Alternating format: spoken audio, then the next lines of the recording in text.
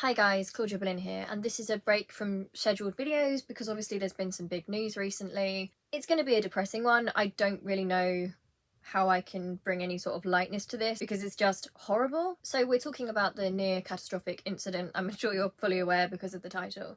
Everyone's been talking about it. So Harry, Meghan and Doria had all been at an awards ceremony on Tuesday night. They were on their way back. They'd just been to the ceremony and they were swarmed by paparazzi. So before I get into this, I just want to say that when I first saw this on Twitter, so I kind of logged in just as I usually do, probably too much actually. I go on Twitter all the time. And I saw that trending and the first thing I saw was near catastrophic crash. And I honestly felt sick. Like, you know when people say, oh, my heart was in my mouth. I understand that is the feeling, isn't it? It really feels like everything's kind of like dropped and you just feel like you're missing a stair, like when you skip a stair on the staircase and you think you're going to fall down. And I just felt really, really sick. And I think aside from just, human empathy that we'd feel if we think that people have been in danger, I think for me, like, I keep thinking about it and the injustice of it. And it feels very much like, obviously when Diana died, it was a huge tragedy for so many different reasons. Reasons that we can't even comprehend, for her family and loved ones especially. But I do think part of the reason people grieved so much when that happened was just the sense of the injustice. Because in our minds, I think it just felt like something so wrong that she'd gone through something horrible. She just got out and then they got her. She was destroyed at the time in her life when she'd fought back and she'd been so strong, having had most of her youth and her young years kind of taken from her. She'd taken back her voice and she was getting out, and it just, I think as humans it disturbs our sense of justice when we see something like that happening, and that's how I felt when I saw this. I was so relieved when I realised that nobody had been hurt, and what I actually kept thinking about in that moment was, my first thought was, what about the kids? Because here's the thing, this is a game to a lot of people and this has got a lot of coverage here. So I have quite messy hair and stuff today because I went for a walk earlier. I wanted to walk down to my local shop and I basically wanted to see what was on the tabloids and what was on the papers, and it's on the front of almost every single paper today. And what I'll say is, even the papers that are supposedly meant to be more respectable, I would say left wing, but we don't really have really any left-wing stuff. I've spoken politically about the situation here. So we used to have like a right and a left, but our left has kind of become more and more central, and the actual left-wingers have been kind of like pushed out and smeared. So it's a horrible situation where there isn't really an opposition. So our leader of the opposition, Keir Starmer, for example, has said that the coverage against Meghan wasn't racist, and that's our opposition leader. So currently both parties would say there wasn't racism, whereas the former leader, I won't get into politics too much here, but has been very supportive of Meghan and Harry because he recognises that this is a system of racism, right, and a smearing of people that are trying to progress the system. But even when it came to like The Guardian and the Eye and papers that aren't really tabloids, there was a complete lack of empathy, and that's the most disturbing thing, because I feel like we know that the tabloids, I don't like to use the word evil because I feel like it's too, things are always more complex, but when I think of like a force for evil in this world, I think the tabloids are probably one of the absolute worst, because I don't actually believe the people involved in it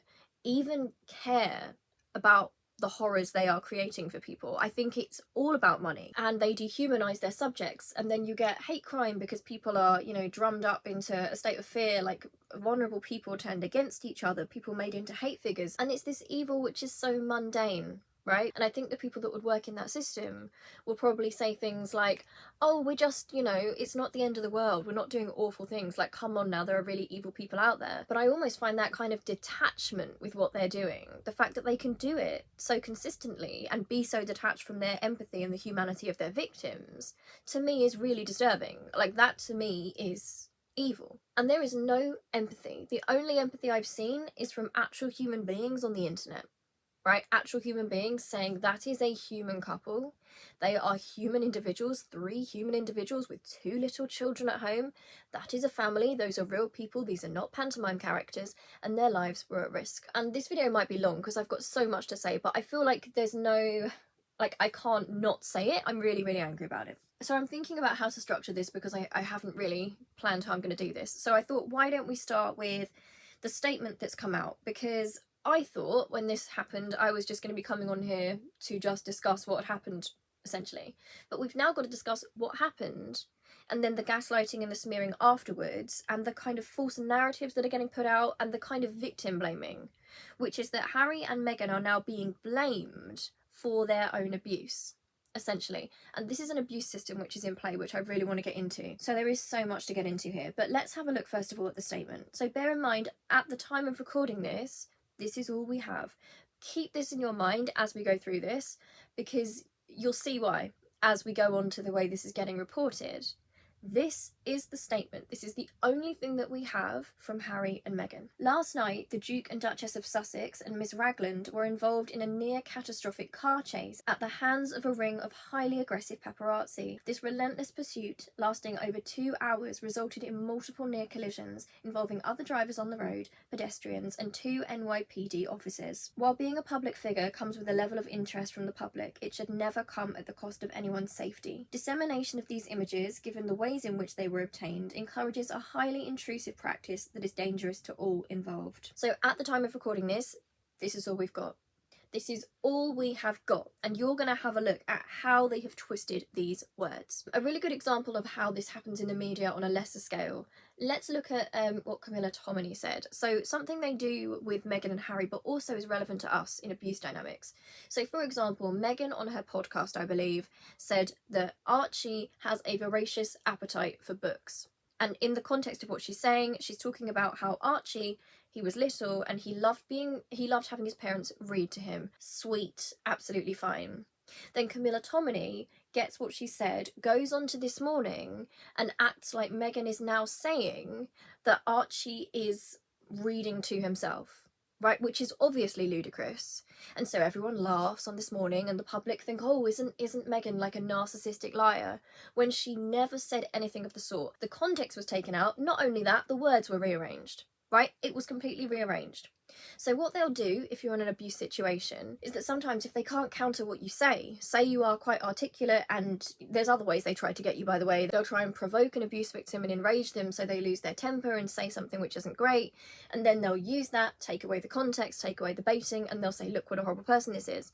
But if you're someone who's articulate and you're wise to those systems, they will still get you. So what they're actually doing is they're humiliating the victim. They're basically creating a false position that the victim holds, which the victim does not hold, or they take away the context which explains it, and it's a way to humiliate someone and to discredit whatever they say. And they'll do this in small ways, so with the Archie thing, and they'll build up this picture of Meghan as this character who's, you know, a liar and narcissistic. They'll do this with their own tweaking of the truth. So they'll project, they'll be calling her a liar the whole time when really they know full well what they're doing, because it's been pointed out to them before. Camilla Tominey had this pointed out to her, and she said she doesn't see a difference in either of those things. And this is an intelligent woman. They know what they're doing. The idea is they do this enough times that no matter what the victim says or does about the way they're being abused, no matter what they say, they are the one that's being analysed, right? They're the one that's going to get scrutinised and analysed. And they want that because they know that at some point the victim is going to come up and they're going to say something which is hard to argue with. The victim is going to say, why would you do that? Why did that happen? And what they need to do is they've already laid the groundwork for saying, oh, well, this person, they're a bit they exaggerate a bit, right? Oh, this person thinks they're this person thinks they're that. They've got a bit of a persecution complex, haven't they? That is all part of what they do. And when we're looking at Meghan and Harry, so it's undeniable for me, it's obvious. Meghan has faced racism. That family has faced racism. Harry has been called a race traitor, and we know from our security services that that is something that is real.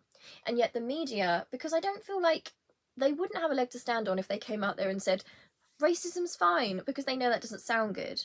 Racists don't like to admit that they're racist, and in some ways they don't like to accept that they're racist. But what they've done is they've created this environment so that every time they bring up something valid which has happened to them, it all plays into that, oh, they're always complaining about something, oh, they're always exaggerating something, recollections may vary. The way they use recollections may vary, you know, people like Camilla Tominey, they love that line.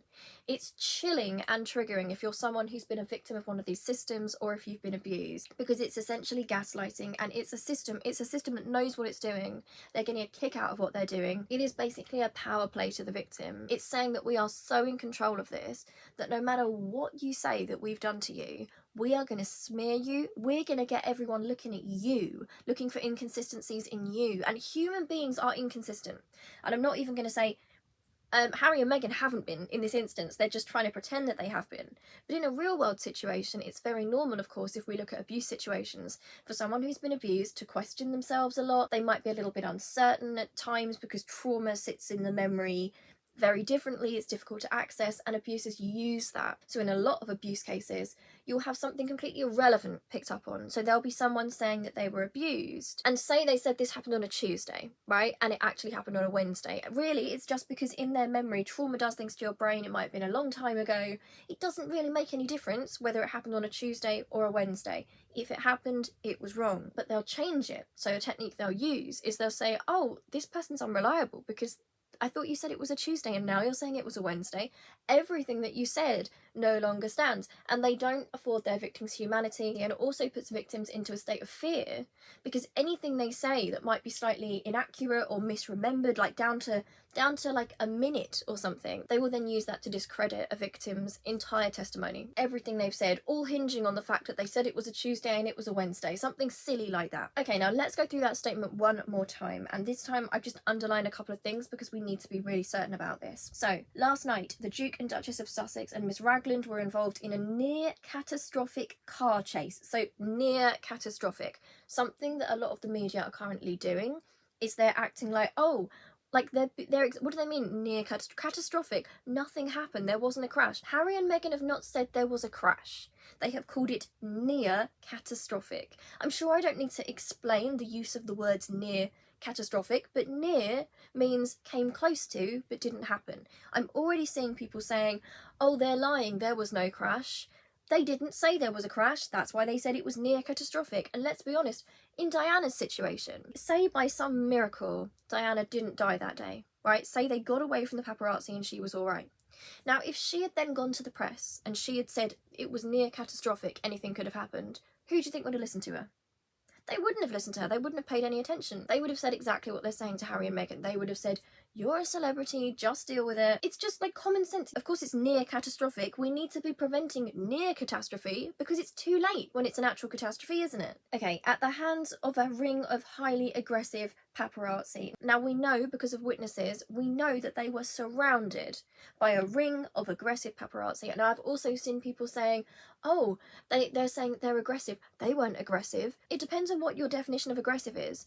Yeah, I don't think they literally mean that they had sticks and clubs and were trying to hit them. I think they mean aggressive in the sense that they were persistent, invasive, that they weren't giving up, they were encroaching on their physical space, stalking people in that manner, stopping them being able to escape, taking loads of pictures of them, like basically surrounding them, is aggressive, right? That is aggressive. So that's another ridiculous thing, because they really are trying anything they can, and I think that's why Harry and Meghan have been quite clear and concise in their statement. But it's fascinating that even though this is so clear and concise and it makes complete sense, these are the things they're desperately trying for. Like, it is so ridiculous that I would not be surprised to see someone say, oh, at the hands of a ring of paparazzi? How can it be at the hands of them when they're holding cameras? Suddenly they want to take everything really literally when we know what's going on, because we don't afford victims humanity. That's part of the process. Harry and Meghan have been denied their humanity for a long time. Meghan more than Harry. Meghan has been completely denied empathy and humanity. So even though this horrible, terrifying thing has happened to her, which has potentially put her in danger, and her mother, and her husband, we are now seeing the media, even media which sees itself in the middle of the spectrum, focusing more on recollections may vary. Oh, some people are saying it was this, some people are saying it was that. Does that even matter? Like, first of all, there's no inconsistency. There's no meaningful inconsistency. Like, we can go through that. But even if there was, which there isn't, even if there was, look how they've shifted it. Look how they've now shifted it onto, oh, they said it went on for 2 hours, but someone else said it went on for a shorter amount of time. What does it matter how long it went on for? It should not have been happening. There are 3 very clear victims in this situation, and in fact there are 5, because there's a little girl and a little boy at home who could have woken up like Harry did in the middle of the night and had someone go to them, and they wouldn't even have had a parent to go to them right, and tell them what had happened, because both their parents would be gone. It just makes me sick. It really makes me sick. This relentless pursuit, lasting over 2 hours, resulted in multiple near collisions involving other drivers on the road, pedestrians, and 2 NYPD officers. Right, so something that people are focusing on tons is they're saying, it's New York. How could there have been a high-speed chase going on for 2 hours? There isn't enough space. Did anyone say that? Did anyone say that there was a high-speed chase that went on for 2 hours? Because that's not what this statement says. This statement says that they were pursued relentlessly for over 2 hours. So that doesn't mean constantly zooming around. It means that they were followed. Presumably they were stuck in traffic, trying to divert, trying not to let these people get photographs of them. There is absolutely nothing which has said it was a high-speed chase that went on for 2 hours. Nobody said that, but that's what they're choosing. Rather than looking at the fact that people's consent was overridden, right? That these people were left scared, Harry traumatised because this same thing has happened to his own mother, knowing that his children are at home and might get the same awful news that he once got as a child. You've got Meghan, who's been hounded by this press, who no matter what she does, if she stays in her house, if she leaves her house, they will hound her, they will attack her, they will make people hate her. You've got Doria, who is in the car with her daughter and her son-in-law, knowing that Meghan has been near suicidal, having to witness that situation. Are they not human to the population? Are they so desensitised at this point that they can't recognise that that's a family, that's people? Because you know what, if I found out, and I am not happy with what it seems like William and Kate have done, honestly, I don't like it at all, but if I found out that they had been chased like that, right, while they've got those 3 little children at home and they were in very real danger, I am going to be thinking how scary, how wrong that is, and those poor children at home having to find out that potentially something awful has happened to their parents. And there is something to be said there. There was a ridiculous tweet somebody made, and I will put it on the screen for you. Right, Richard Eden, the Daily Mail diary editor and broadcaster, so a very serious journalist. Okay, and this is what he had to say about this situation. Sorry to go off on a tangent, but I have to say this. Isn't it striking how Prince William and Catherine and their families seem able to live a happy life, far from the public gaze, except for when they're carrying out public engagements? #royal. And here's the thing, people are so removed from reality right now that he's making this comment with the assumption that, oh, Harry and Meghan bring it on themselves. They've done it to themselves. It's what they deserve. But I'm sorry, are these people so dense? Right, do they have no critical thinking skills? I'm sorry, you're meant to be a journalist. So we have just found out that William has taken a payoff from the tabloids, right? And presumably there's some sort of deal. We found out through the phone hacking situation, we've got multiple tabloids saying things like, oh, we were briefed by other royal camps. Harry has said this all along in Spare. And there are people sitting there thinking, oh, the reason William and Kate can get on with their lives is because they're just better people. They're not so showy-offy as Meghan and Harry. It's like, at what point I could shake people? Why do you think the paparazzi are not swarming William and Catherine and their children so much? Which would be awful if they did it anyway. But why do you think, based on the fact with our brains that Harry is now taking the tabloids to court and that William took a payoff and possibly some sort of deal, why do these people think that maybe the paparazzi aren't targeting William and his family? It's not rocket science, and I feel like I'm going insane. It's so obvious. It makes sense if there's some sort of media deal. Right? That's how are people able to tweet things like that so confidently? Like, reality's just gone out the window suddenly. Right, so again, resulted in multiple near collisions involving other drivers on the road, pedestrians, and 2 NYPD officers. Near collisions. So no actual collisions, because I've seen people on the television, people who I would have thought were brighter than this, saying, oh, they're saying that there were collisions and there was no crash, nobody saw any crash. Near collisions, as in it was dangerous and somebody might have been hit. It was dangerous for the public, it was dangerous for everyone involved. Okay, then this bit. While being a public figure comes with a level of interest from the public, it should never come at the cost of anyone's safety. This is such obvious common sense to me, and the fact that so many people are pretending like they don't understand this. I've seen celebrities, right, and media figures, saying things like, they need to stop complaining because we know what we're signing up for, you know, we're famous people and we put up with it. So first of all, I'm going to say that I doubt many of those people have faced a similar smear campaign as Harry and Meghan, or to be honest, that they're as world famous, because they are one of the most identifiable couples in the world right now. And second of all, I'm going to say, even if by some miracle they've gone through the same thing, why on earth do you think that's acceptable? What, do you think you're going to get points, do you? You think you're going to get points by being the good celebrity? It's like when you're the good minority, right? People who play the good minority and they sell everyone else out because something will be horribly racist.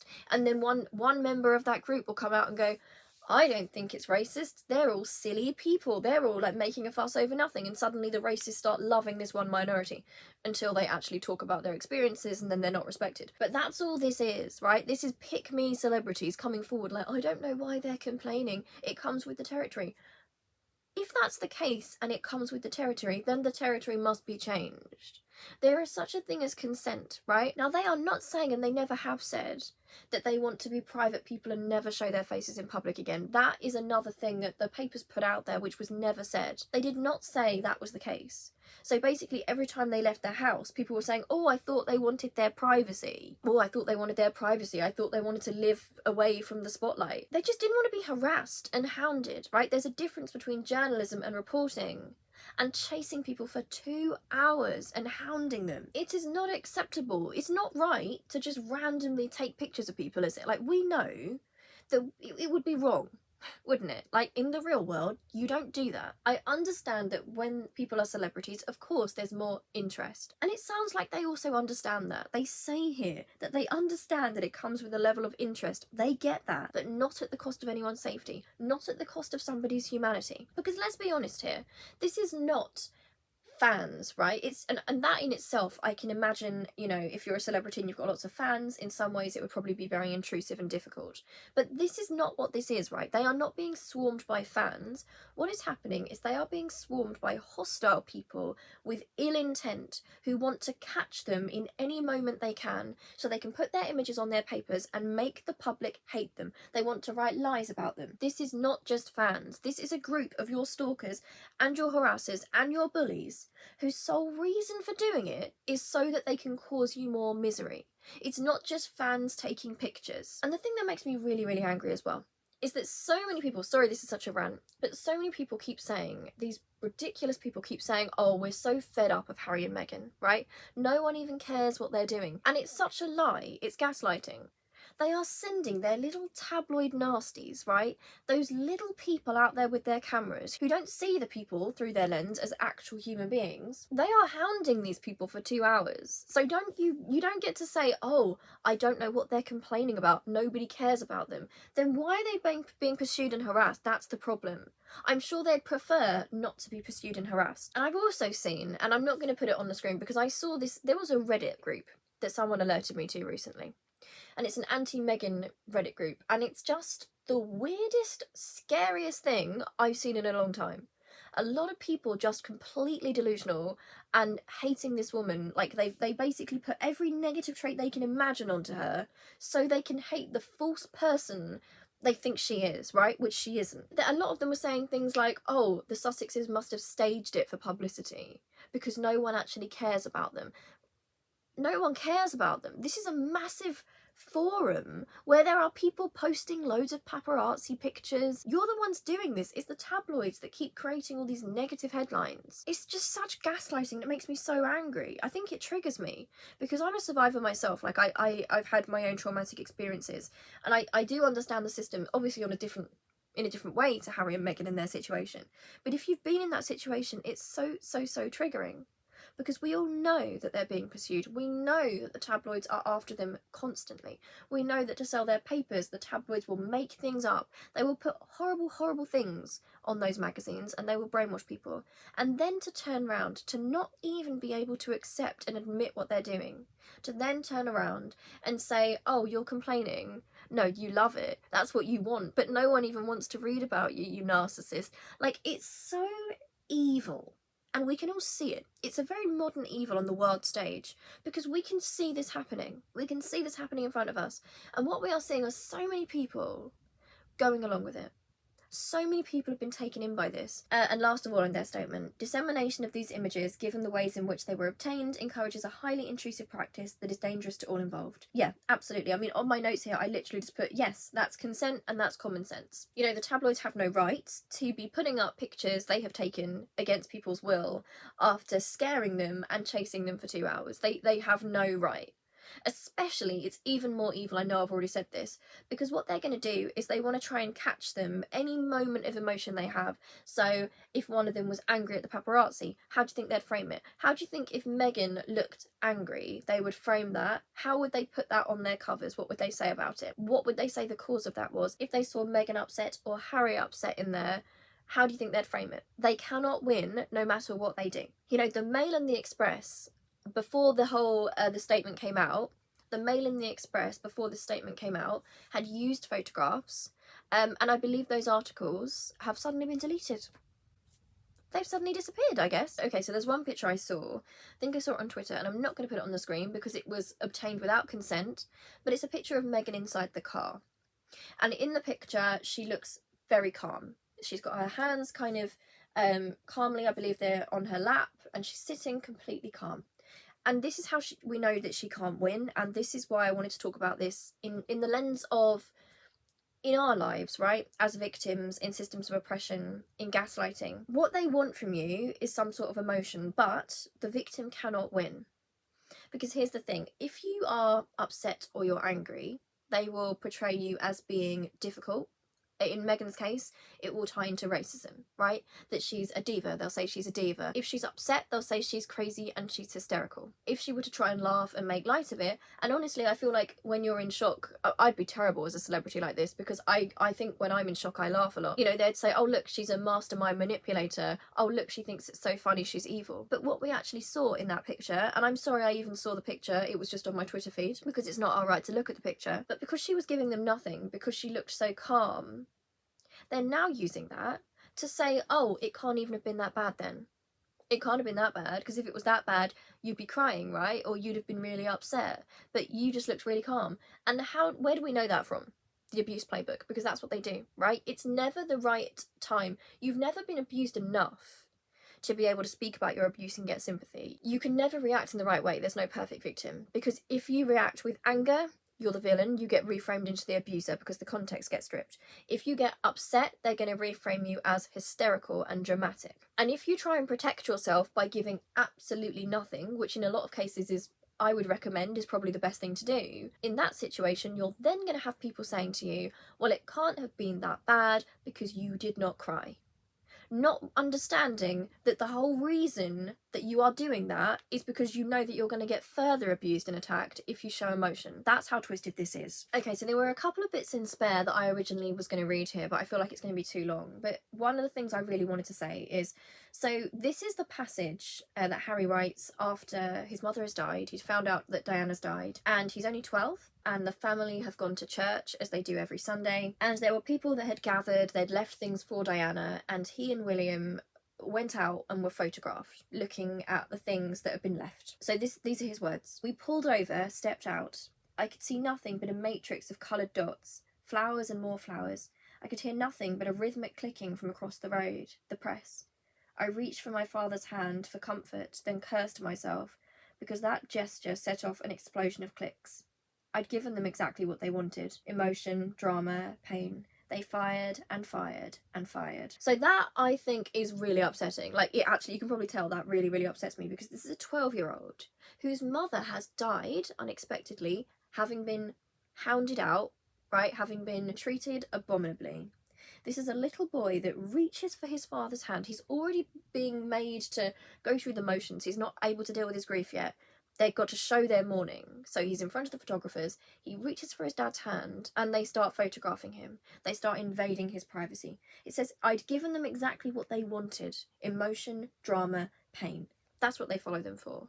Because it's a big royal soap opera, right? They're going to spin their own narrative onto it. That's what they want, so that we can consume it. And he's a victim here. You know, they fired and fired and fired. And I'm not going to get into, you know, the writing of Spare and the kind of metaphors and themes in it. But he does come back a lot to the idea of being a kind of subject, like a victim, like a passive. He's being watched like he's an animal. right? He's being stalked like he's an animal, but they're not interacting with him. He's not a person. He is their entertainment. And the idea they fired and fired and fired, they are attacking and attacking and attacking. And this is a child. This happened when he was 12 years old. So he knows already at that age that what they want is emotion, drama and pain. So for all we know that they were pretty nervous and shaken up by this. But what further damage does that do? And if you've been abused, you'll know the same thing, because in some ways it's very, very damaging, because sometimes you can't cry, right? Sometimes you can't get angry, sometimes you can't get upset. So what you might do in the situation, and something that's happened to me before, is I sometimes completely detach myself, and then I only feel it like 2 or 3 days later, and then I completely melt down, and I'm on autopilot for like 3 days.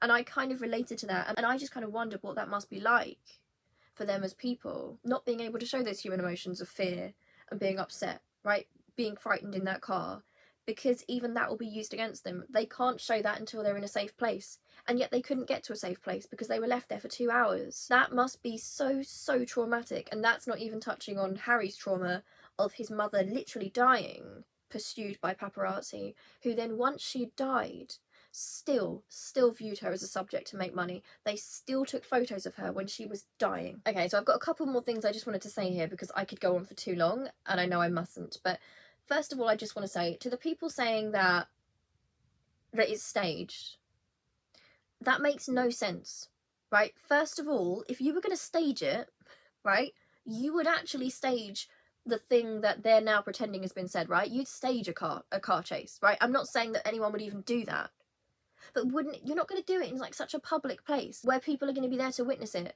People are saying, oh, they just want security. And first of all, they should want security, and they should be entitled to security. They are at risk through no fault of their own, and they deserve protection. So the people sneering at that as if, oh, they just want security, then give them security. They should have security. But second of all, it makes no sense, because why on earth?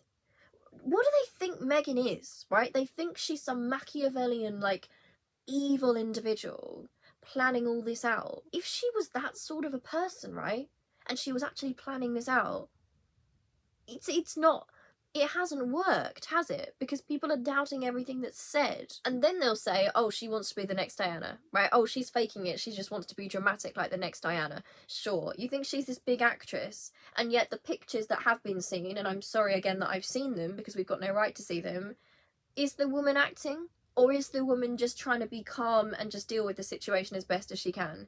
Is this someone given a big performance? And I feel bad even saying that, because it would be absolutely fine. It would be absolutely fine if, well, it wouldn't be fine for her, it'd be horrible, but if she was crying in the car.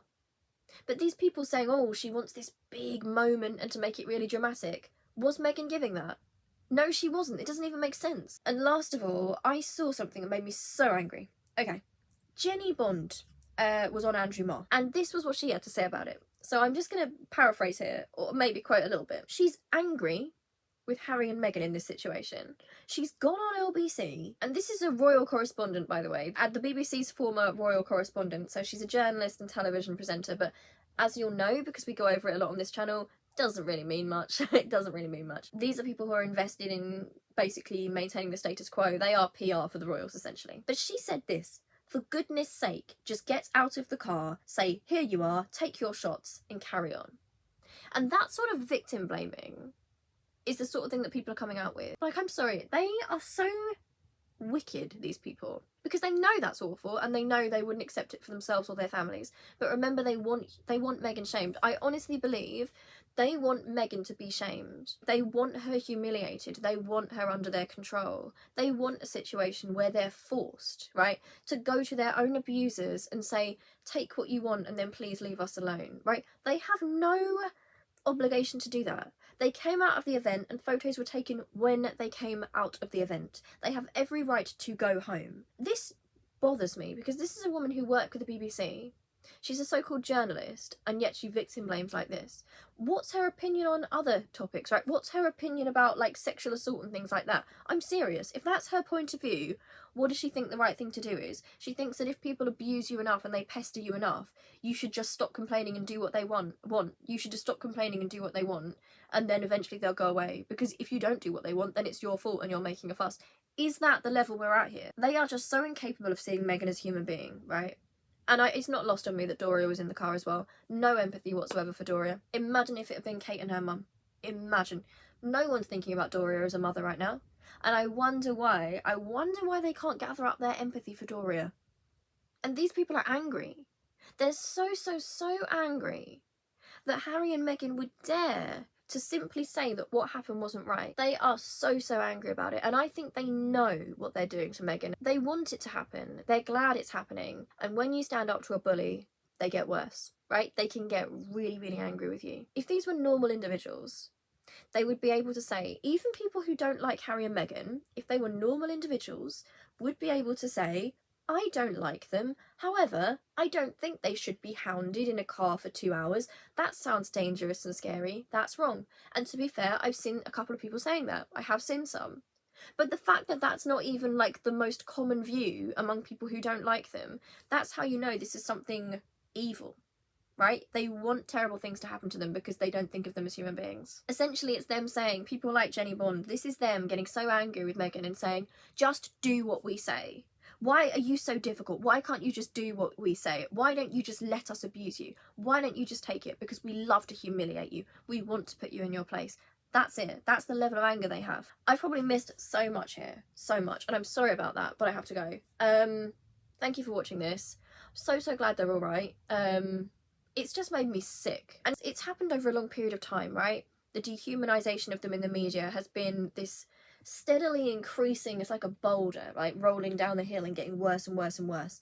And the more people go along with it, this is why I want to talk about it on this channel, even though I don't care about like the monarchy, I'm not a monarchist, is that this is a worldwide example. This is such a high profile example of abuse and gaslighting and the dehumanisation of somebody to a point that even like kind of centrist places that would call themselves centrist politically, oh, I don't really have an opinion, aren't able to gather up empathy for Meghan because it's gone so far at this point.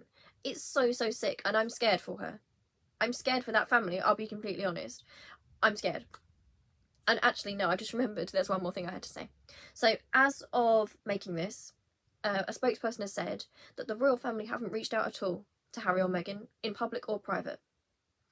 And that to me is suspicious. And I'm not going to get into conspiracy stuff. I put conspiracy in quotation marks because I don't know. But what I am going to say is the very bare minimum that you should do as a father here, the bare minimum, is you've got the power to say, I'm so sorry that happened to my son. I stand against the harassment of him and I hope you're okay, son. That's all. How hard is that? Because the monarchists, the tabloids, obviously, they're in some sort of deal with William and Charles. But it's so wicked, and I try and extend them grace. I know it's been hard for them. But William's little brother, Charles's youngest son, is going through trauma. Relived trauma and fear. And they can't even muster any solidarity. It doesn't matter if they're getting on right now or not. You know, I've said before, my brother and I are really close, but even if we'd had the worst fallout imaginable, if I found out that people were doing that to Dan and I had the power to say I don't agree with that because the people doing it, like, I had some sort of sway over those people, I would say it. I would say it because it's simply the right thing to do. And what I'll say is I'm disappointed because I have tried to extend grace. And I know it's not my business, their family relationships, but what sort of a cold, evil situation is this? What nest of vipers has Harry been in? That he's been allowed to be abused so much over the years, and that now he's getting so abused. And Buckingham Palace has no comment, either personally or publicly. Nothing to say. I actually can't even imagine it. And it's their own fault now. It is their own fault that, you know, people have theories. I'm not even going to say conspiracy because, frankly, I don't know, a lot of things that people have said in the past were conspiracy theories regarding the royals have been true. We've later found out have been true, so I'm not going to say it's a conspiracy. It is their own fault. People are bringing up Diana, they're bringing up the circumstances of that again. And frankly, it's their own fault now if people make up their minds about that and people start thinking things into it. Because this is a similar awful thing that may have happened. Her son is being traumatised in this way. Meghan's been treated absolutely appallingly. And they've got no statement. No statement whatsoever. Not even a statement which says that, you know, the tabloids should not be harassing the family. Right? Please don't do that with the powers they have. And they haven't even done it. I feel so bad for Harry on a personal level because he's tried and tried, hasn't he? He showed up for that coronation. And that's how little they think of him. He's better off without them, isn't he? It's shocking. Anyway, thank you so much for watching this. See you really soon. Right, love you. Bye.